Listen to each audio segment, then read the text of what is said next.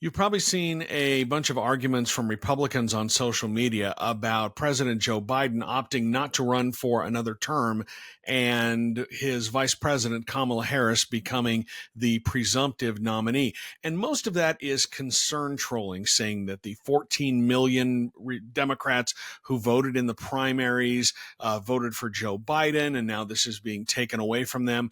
And that just shows a fundamental misunderstanding of how this process works. So I'm going to lay this out for you. Here in Utah, the Democrats had a presidential primary. The Republicans had a caucus that same night. That was a big problem. We've talked about that before. But for this video, we're going to be talking about the Democratic primary.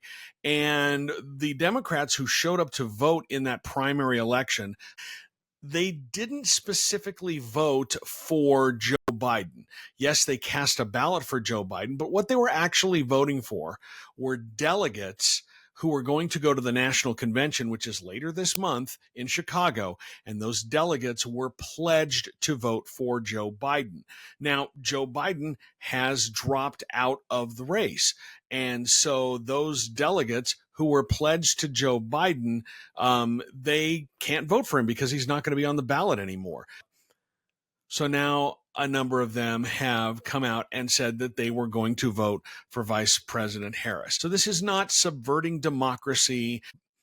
This is not ignoring the will of the voters. What this was a process for nominating a president. Nobody had been nominated yet. Joe Biden wasn't officially nominated.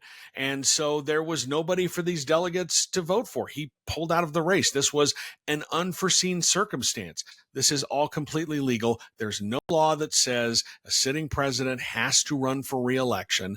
There's nothing in the Constitution that talks about this process at all. This was an internal Democratic Party process. So if you see any Republicans, especially Republican elected officials, complaining that Democrats are subverting democracy, that's just not the case. Those are bad faith arguments. It's concern trolling, or it's coming from people who don't really understand how the process works.